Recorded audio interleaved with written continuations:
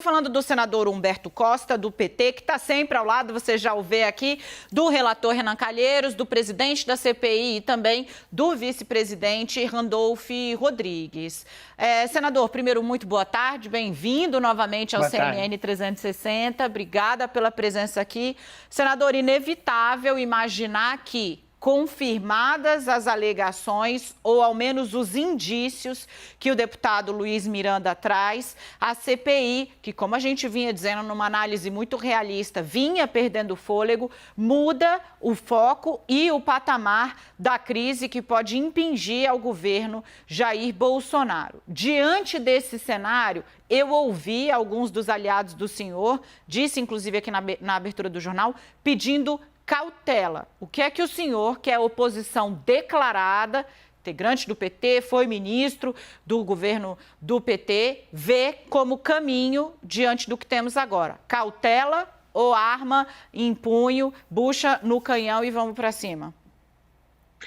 Não, veja, primeiro eu acho que a CPI não está perdendo fôlego. Naturalmente que uma comissão de inquérito, ela não é como, vamos dizer assim, um episódio de novela que sempre tem um grande acontecimento a cada dia.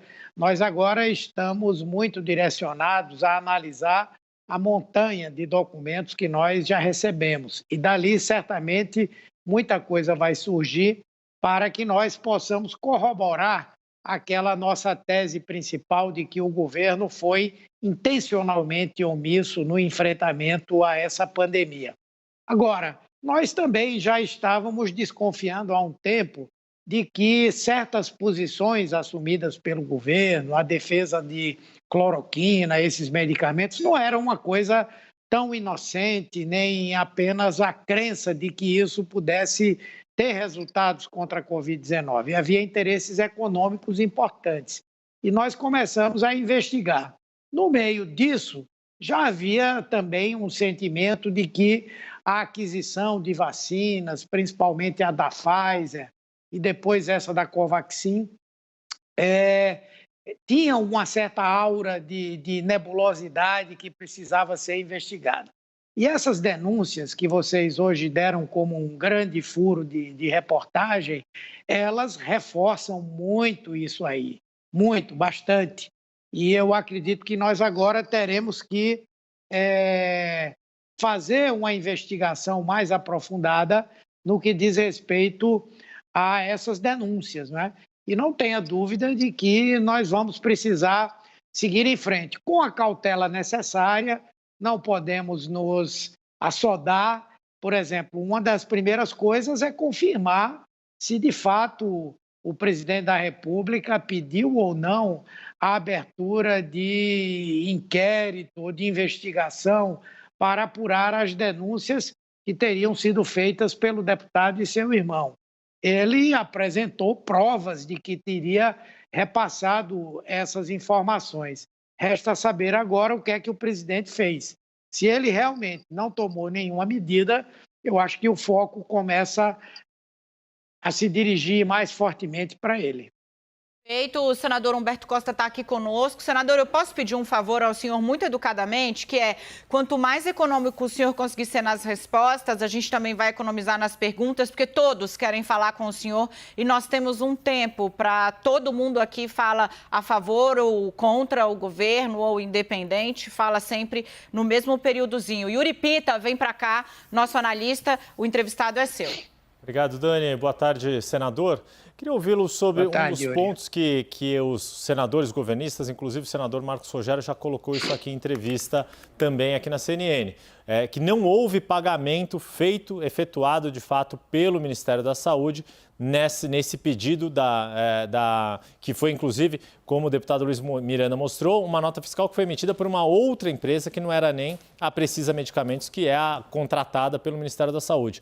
O fato de não ter saído dinheiro tira a gravidade do episódio ou não? No ver do senhor, toda a trama contada pelo deputado Luiz Miranda e pelo servidor, irmão dele, merece ser investigada e mostra que o caso é sim grave.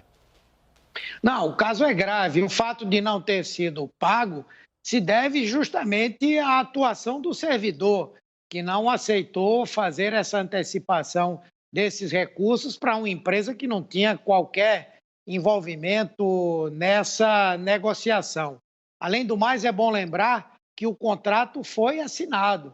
As vacinas ainda não chegaram, o pagamento não foi feito, mas o contrato foi assinado. E isso é, sim, uma prova contundente de que o governo aceitou esse jogo que está aí colocado.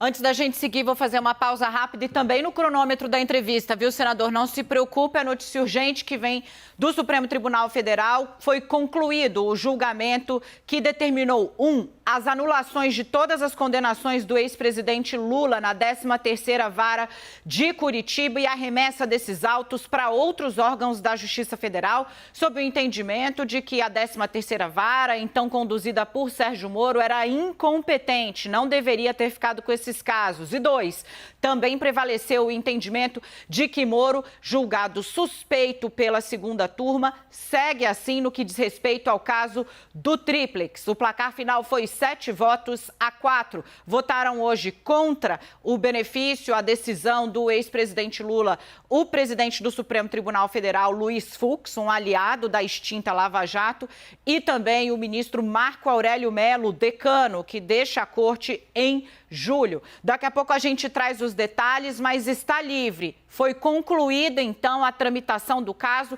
está consolidado. O ex-presidente Lula não é mais, então, um condenado. O julgamento foi concluído e está livre para voltar a disputar não só as eleições, mas a exercer a vida política, que é direito que lhe havia sido tirado após a condenação em segunda instância. Tudo isso cai por terra. Lula está de volta ao páreo. O Supremo Tribunal Federal assim decidiu 7-4. Eu volto daqui a pouco trazendo bastidor, inclusive, sobre as implicações da suspeição de Moro, que foi mantida pelo plenário do Supremo Tribunal Federal, respeitando o que a segunda turma já havia decidido. Eu imagino que o senhor queira comentar, mas a gente vai falar de CPI por enquanto. No final, eu peço uma palavrinha sobre isso para a gente repercutir, senador.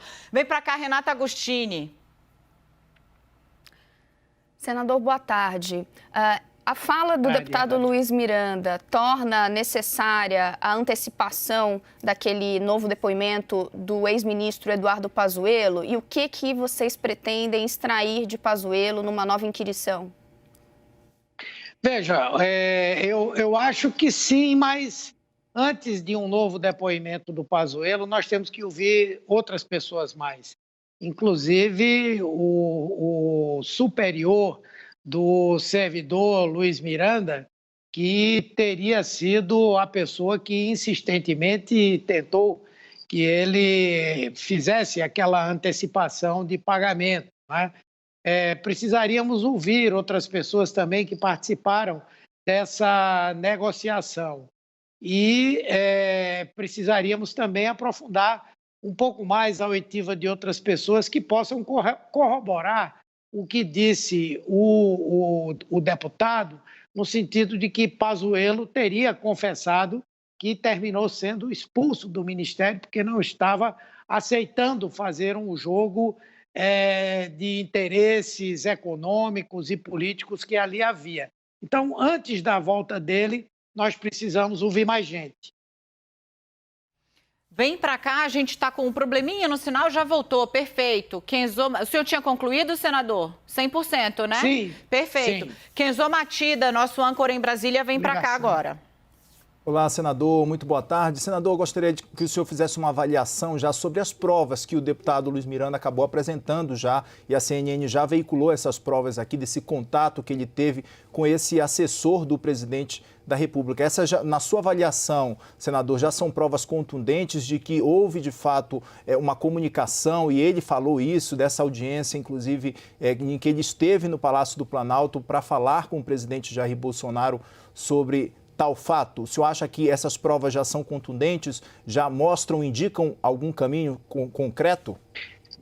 Sim, eu acho que essas provas elas são contundentes. Naturalmente, eu suponho que na sexta-feira ele deverá colocar à disposição da CPI o seu celular para que nós possamos fazer uma perícia e comprovada a legitimidade dessas provas, sem dúvida, elas são muito contundentes. E casadas com a nossa busca por uma informação da Polícia Federal, se o presidente realmente transmitiu essa denúncia ao diretor-geral, nós teremos aí, sem dúvida, um quadro muito complexo para o presidente Bolsonaro e seu governo. Perfeito. Senador, volta aqui comigo, então. Agora minha vez. Já giramos uma vez, quem sabe giramos duas, com o senhor falando em 30. Mentira! Tenho que respeitar o Leandro Rezende, ainda do Rio de Janeiro. Chega aqui, meu caro. Claro. Nosso carioca, manda bala. É sua entrevista. Obrigado, Dani. Senador, obrigado por estar conversando com a gente aqui. A Renata já perguntou sobre o novo depoimento do ex-ministro Pazuello. Queria perguntar sobre o tenente-coronel Alex Marinho. Como que ele vai ser tratado pela CPI, já que o deputado Luiz Miranda também apresentou o nome dele como uma das pessoas que teria feito pressão pela Covaxin, por essa compra nebulosa da Covaxin pelo Ministério da Saúde? Bem, é provável que ele seja também convocado, né, para fazer o seu depoimento, explicar as razões que fizeram com que ele estabelecesse essa pressão. Nós sabemos que na gestão pública, muitas vezes a premência por se obter um resultado, por se fazer uma aquisição, gera uma certa cobrança, não é, dos superiores para aquelas pessoas que estão responsáveis. E aí ele poderá esclarecer se essas cobranças elas se inserem numa forma normal de gerir ou se, de fato, houve uma pressão maior no sentido de promover um beneficiamento a essa vacina. Pelo que foi dito pelo deputado, com toda certeza terá sido uma pressão indevida. Senador, obrigada, Leandro. Preciso encerrar, mas, óbvio, gostaria de ouvi-lo a respeito desse julgamento do Supremo Tribunal Federal. Gabriela Coelho, que está lá acompanhando a sessão, nos informa que realmente foi 100%, então, finalizado, 7-4. O ex-presidente Lula tem a anulação de suas condenações e uma decisão da segunda turma mantida, dizendo que, no caso do tríplex, o ex-juiz Sérgio Moro foi parcial, não agiu de acordo com a lei. Como é que o senhor avalia essa volta de Lula aí com o aval do Supremo? Bem, nós já esperávamos esse resultado por conta das decisões anteriores. Isso vem resgatar politicamente e do ponto de vista legal o presidente Lula. Acho que lhe dá uma legitimidade importante para pensar na possibilidade de voltar a ser candidato a presidente da República, mas por tudo que eu tenho conversado com o presidente, ele hoje está muito mais preocupado na constituição de uma grande frente de resistência aos desmandos que têm acontecido no Brasil por conta do governo Bolsonaro. E acho que ele só vai pensar em eleição realmente no ano que vem.